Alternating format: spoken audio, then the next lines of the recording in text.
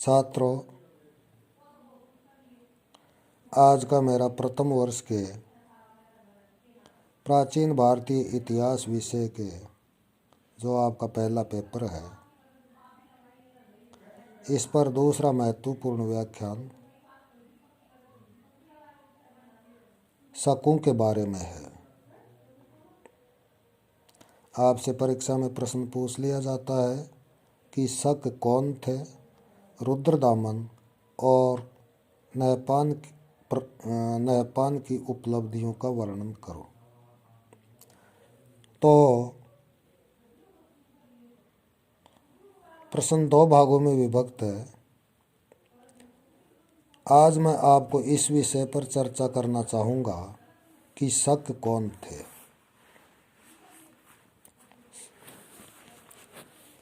शक मूलतः मध्य एशिया में स्थित सरदरिया या सीथिया प्रदेश के मूल निवासी थे, जो मंगोलिया के पश्चिम में कार्पेथियन पर्वतमाला और दोन नदी के बीच में स्थित थे। चीनी ग्रंथों से पता चलता है कि 165 ईसा पूर्व के लगभग यूची नामक एक अन्य जाति ने उन्हें परास्त कर वहां से भगा दिया। अतः शकों ने सरदरिया से आगे बढ़कर यवनों को पराजित किया और बैक्ट्रिया पर अधिकार कर लिया, परंतु यूची जाति ने वहां भी उनका पीछा किया तथा शक पुनः पराजित हुए। इसके बाद शक जाति दो शाखाओं में विभक्त हो गई। उनकी एक शाखा दक्षिण की ओर गई तथा किपिन या कपिसा पर अधिकार कर लिया। दूसरी शाखा ईरान की ओर गई, जहां उन्होंने पार्थियन राजाओं प्रात सेकंड तथा आर्तबान को पराजित कर पूर्वी ईरान तथा एरियाना के प्रदेशों पर अधिकार कर लिया। प्रात की पराजय 128 ईसा पूर्व में हुई और आर्तबान की पराजय 123 ईसा पूर्व में हुई, परंतु पार्थियन नरेश मित्रदात सेकंड, जिसने 123 से 88 ईसा पूर्व में राज्य किया था, उसने शकों को पराजित कर ईरान के पूर्वी प्रदेशों पर फिर से अधिकार कर लिया। यहाँ से भागकर शक दक्षिण अफगानिस्तान में स्थित हेलमंद घाटी में आए तथा वहीं बस गए। इस स्थान को शक स्थान, जिसका दूसरा नाम सीस्तान भी मिलता है, कहा गया। यहाँ से कंधार और बोलन दर्रे को पार कर वे सिंधु नदी घाटी में जा पहुँचे और वहीं अर्थात सिंधु प्रदेश में अपना निवास स्थान बना लिया। शकों के साथ संपर्क के कारण इस स्थान को शक द्वीप कहा गया। इस प्रकार भारतवर्ष में शक पूर्वी ईरान से होकर आए थे, जिन्होंने पश्चिमोत्तर प्रदेशों में यवन सत्ता को समाप्त कर उत्तरापथ एवं पश्चिमी भारत के एक बड़े भूभाग पर अधिकार कर लिया और तक्षशिला, मथुरा, महाराष्ट्र और उज्जैनी आदि स्थानों में इनकी विभिन्न शाखाएं स्थापित हुई।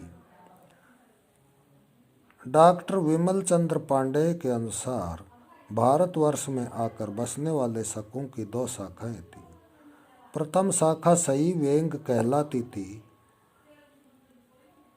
जिसके अधिपति वेंग अथवा मुरुंड की उपाधि धारण करते थे। वेंग का अर्थ फ्रैंक नाम के विद्वान ने राजा से लिया है और स्टेन कोनो ने इसका अर्थ स्वामी से लिया है। मुरुंड का अर्थ, यह शाखा शक मुरुंड के नाम से प्रख्यात है, जो उत्तरी मार्ग से किपिन होकर भारत आई थी। जैन ग्रंथों, प्रयाग प्रशस्ति एवं चीनी स्रोतों में इस शाखा का उल्लेख है। शकों की दूसरी शाखा दक्षिणी मार्ग से आई थी, जो भारतवर्ष में आने से पूर्व पूर्वी ईरान में रही थी। यह ईरान से चलकर बैक्ट्रिया, मर्व, हेरात और सीस्तान होते हुए भारत पहुंची थी। अब हम शकों की जानकारी के स्रोतों के बारे में चर्चा करना चाहेंगे। शकों की जानकारी का प्रारंभिक स्रोत चीनी ग्रंथ हैं। इनसे शकों के 206 ईसा पूर्व से 220 ईस्वी तक के इतिहास की जानकारी प्राप्त होती है। शक, कुषाण, सातवाहन राजाओं के अभिलेखों, शक राजाओं के सिक्कों तथा भारतीय साहित्य से भी शकों की जानकारी मिलती है। अब मैं इनका विस्तृत विवरण पेश कर रहा हूँ। चीनी स्रोतों में पान कु कृत शान हान सु अर्थात प्रथम हान वंश का इतिहास, फान ए कृत हाउ हान सु अर्थात परवर्ती हान वंश का इतिहास, ये दो महत्वपूर्ण चीनी स्रोत हैं। इन चीनी ग्रंथों में शकों को सई अथवा सई वांग कहा गया है। अब शकों की जानकारी के दूसरे महत्वपूर्ण स्रोतों में हम शक शासकों के अभिलेखों को ले सकते हैं। यह हैं राजवुल का मथुरा का सिंह शीर्ष अभिलेख, सोडास का मथुरा का दान पत्र लेख, नैपान के समय की नासिक और कारले के गुहा लेख और जुन्नार गुहा लेख, उसवदात का नासिक गुहा अभिलेख, रुद्रदामन का जूनागढ़ जो गिरनार में है और अंधाऊ जो कच्छ की खाड़ी में है, ये दो अभिलेख हैं, और गोंडो फर्नीज का तख्ते बही जो पेशावर के यूसुफजाई क्षेत्र में स्थित है, वहाँ का अभिलेख।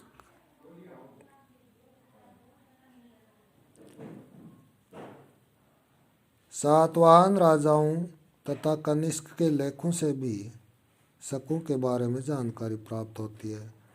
इसके अलावा शक शासकों के सिक्कों से भी इनके बारे में जानकारी प्राप्त होती है और भारतीय साहित्य से भी शकों के बारे में जानकारी प्राप्त होती है।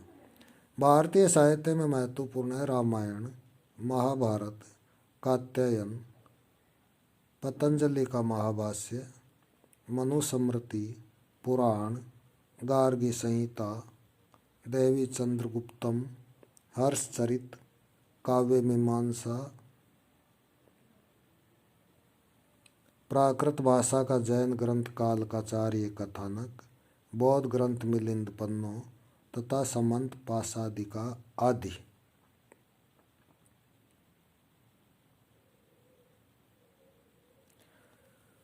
इसके अलावा स्ट्रेबो, जस्टिन, पेरिप्लस के लेखक तथा इसीडोर आदि के विवरण से भी शकों के बारे में जानकारी प्राप्त होती है। अब मैं यह बताना चाहूँगा कि भारतीय परंपरा के अनुसार भारत में शकों का प्रारंभिक या पहला आक्रमण कब हुआ। भारतीय साहित्य में पहली बार पतंजलि के महाभाष्य में शकों का उल्लेख मिलता है, जिनकी बस्तियां ईरान के साथ लगी भारतीय सीमाओं पर थी। इन्हें साकल या सियालकोट के पश्चिम में स्थित बताया गया है। रामायण में शकों की बस्तियों का उल्लेख उत्तर दिशा में यवनों और कम्बोजों के साथ हुआ है। महाभारत में शकों को मद्र देश की राजधानी के उत्तर पश्चिम के प्रदेशों का निवासी बताया गया है। इनका नाम पहलवों, बर्बरों एवं किरातों के साथ आया है। हरिवंश पुराण में भी शकों का उल्लेख यवनों और कम्बोजों के साथ हुआ है, लेकिन भारतीय परंपरा में शकों के प्रारंभिक आक्रमण का संकेत मध्ययुगीन जैन ग्रंथ कालकाचार्य कथानक में उपलब्ध होता है, जिसके अनुसार जैन आचार्य कालक ने उज्जैन के राजा गर्दभिल्ल के अत्याचारों से दुखी होकर फारस के शकों को गर्दभिल्ल पर आक्रमण करने के लिए प्रेरित किया। इसके सुझाव पर शकों ने सिंध और सौराष्ट्र में अपने राज्य की स्थापना कर दक्षिण गुजरात के राजाओं की मदद से उज्जैनी पर आक्रमण कर गर्दभिल्ल को पराजित कर बंदी बना लिया। इस युद्ध के 14 वर्ष बाद गर्दभिल्ल के पुत्र विक्रमादित्य ने शकों को मालवा से निकालकर 57 ईसा पूर्व में विक्रम संवत चलाया। शकों ने भारत में ईरानी शासन के अनुकरण पर क्षत्रप प्रणाली का सूत्रपात किया, जिसका दूसरा नाम है प्रांतीय शासन प्रणाली। क्षत्रप शब्द ईरानी शब्द क्षत्रपावन के स्थान पर प्रयुक्त हुआ है, जिसका अर्थ है प्रांतीय शासक। इनका कोई सम्राट नहीं था, अतः इन्होंने क्षत्रप एवं महाक्षत्रप की उपाधियां धारण की। ऐसा प्रतीत होता है कि प्रारंभ में कुषाण शासकों के अधीन थे ये क्षत्रप, लेकिन उनसे स्वतंत्र होने के बाद भी इन्होंने इस उपाधि का त्याग नहीं किया।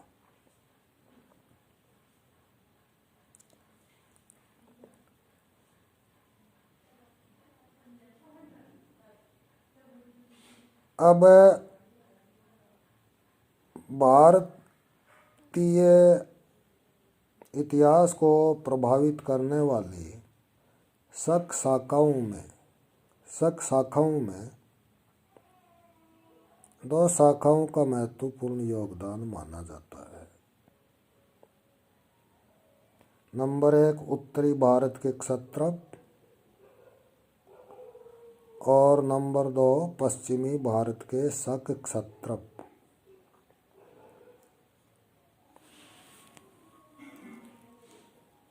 भारत में पंजाब, मथुरा एवं आसपास के क्षेत्रों में शासन करने वाले शक क्षत्रप उत्तरी भारत के शक क्षत्रप कहलाए तथा महाराष्ट्र, गुजरात, मालवा और सौराष्ट्र में शासन कर रहे शक क्षत्रप पश्चिमी क्षत्रप कहलाए।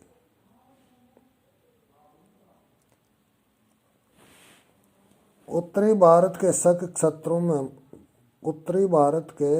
क्षत्रपों में पंजाब या तक्षशिला के शक क्षत्रप और मथुरा के शक क्षत्रपों का उल्लेख किया गया है। तक्षशिला के शक शासकों में मावेज, एजिलिसेज, जिसको एजेज फर्स्ट कहा गया है, और एजेज सेकंड का उल्लेख हुआ है। इन्होंने 20 ईसा पूर्व से 44 ईस्वी तक शासन किया। फ्रायोटीज एवं गोंडोफर्नीज के आक्रमण के कारण तक्षशिला के शकों का शासन समाप्त हुआ। इन्होंने क्षत्रप प्रणाली का सूत्रपात किया। मथुरा के शक क्षत्रपों में हगान, हगामस, राजूल, खरोष्ट तथा सोडास के नाम मिलते हैं, जो संभवतः विक्रमादित्य से पराजित होने के बाद मालवा से आने वाले शकों की संतान थे।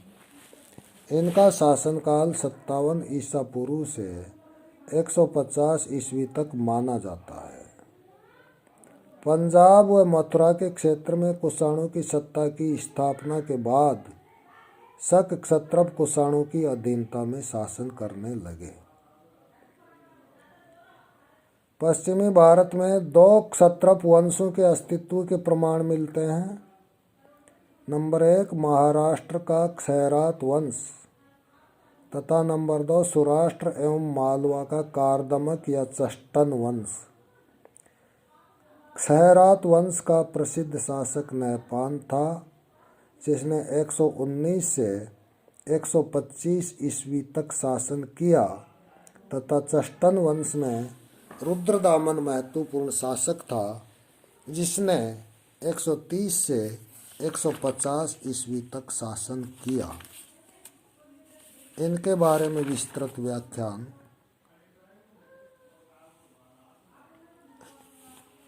आगे प्रस्तुत किया जाएगा।